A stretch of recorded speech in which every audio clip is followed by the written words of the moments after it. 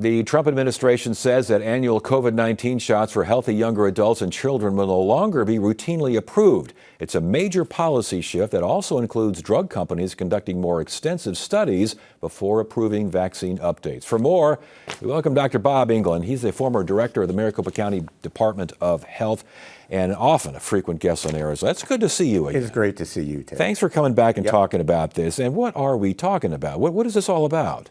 Well, the first thing for people to know is how unusual this practice is. The FDA and the CDC both have advisory committees regarding vaccines. The FDA's advisory committee looks at the clinical trials data, decides whether the vaccine seems to be safe and effective, and makes recommendations to the FDA regarding licensure. That gets the vaccine licensed. Then the CDC's role, the CDC's advisory committee, looks at real-world information, epidemiology, who's getting sick, who's getting more sick, who seems to be spreading the disease, and makes recommendations about who should get the vaccine. And based on that, once the CDC has approved those guidelines, then insurers will pay for that vaccine. Okay, is that what the Trump administration says what was routinely? Did they call that routine? I'm trying to figure out what routine means. Here's what happened. 2 days before the FDA's advisory committee was to meet, they met today to discuss next year's COVID vaccine. 2 days before they were to meet, they made an announcement that from now on, only people over 65 years of age, the vaccine would only be licensed for people over 65 years of age or people who had certain chronic conditions. Really interesting exceptions to that. People who are obese are still on the list. People who are overweight, who are also at higher risk, were not included. People who take care of very susceptible people at home, caregivers, were not on the list. We've been recommending to people since the beginning that if they're around really vulnerable people, they should get the vaccine so they're less likely to transmit it. Healthcare workers are not on the list. So next COVID season, next respiratory disease season, if you're a healthcare worker, you're going to be told you need to take care of those COVID patients, but we're not going to let you get the shot. That doesn't make any sense, Dr. Bob. I don't understand that. I hear you. The most important thing about this, though, is that this decision was made before the FDA's committee met again, and next month, the CDC's advisory committee on immunization practices meets.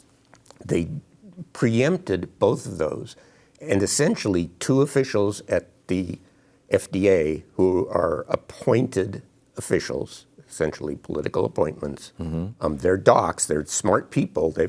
It's not like they're not educated, and they make some interesting arguments that sound really good, but these folks circumvented the usual open meeting advisory process where everybody gets to have a say. But back to the idea of young adults, healthy people. Who decides who is healthy? How is healthy defined here? There's a list of higher risk conditions for which there's good epidemiologic data that you tend to get into more trouble once you have COVID. Most of it makes sense. Most of the usual diseases and conditions are on there.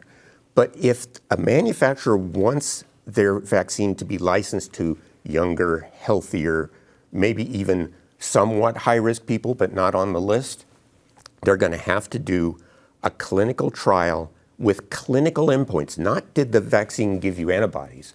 Did you get sick from COVID the next time the disease went around? You're going to have to do it with placebos, even though we know we've got a safe and effective vaccine, and you're going to have to do it on the specific variant that your vaccine is for. Often it'll be a different variant every year so far.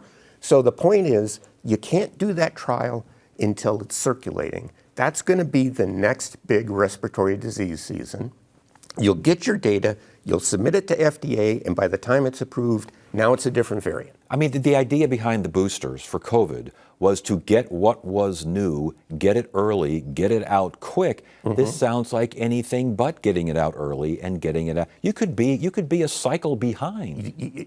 You will be, most likely, a cycle behind. My biggest concern with this is that the very same logic, if you want to say that you need a full-blown clinical trial to clinical endpoints for each variant of COVID, the same logic could apply to flu. So that the next shoe to drop may be you're going to have to study your flu vaccine from the beginning, specific to this year's circulating flu virus, and by which time when it's licensed by the next year, it's a different one. Yeah. Real quickly, the administration's response is that the U.S. was too aggressive, that's their words, too aggressive in promoting boosters. And I believe RFK, this is a quote, "Don't know if a healthy 52-year-old woman with normal BMI who's had COVID 3 times and received previous vaccine shots 6 times will benefit from a 7th dose." You don't know. And that's what I'm saying is the legit argument. But that has to be put in context with all the evidence that's still being collected. Each time there's a bump in the numbers of cases of COVID, there's a lot of data being collected. You have to put it in context with all of that and have a lot of very sharp minds weigh in on it. And that's why they've always used this committee process. So again, the one size fits all. You think they got a valid point here that the one size fits all may not be the best, but maybe right message, wrong messenger. Maybe. I mean, they are legit points to debate. Many countries have a very different schedule than we do, but for example, the UK, I was looking, they obviously include healthcare workers and caregivers as targets for their COVID vaccine. Yeah. Dr. Bob England, former director of the Maricopa County Department of Health. It is always very interesting stuff. Good to have you here. Thanks for joining us.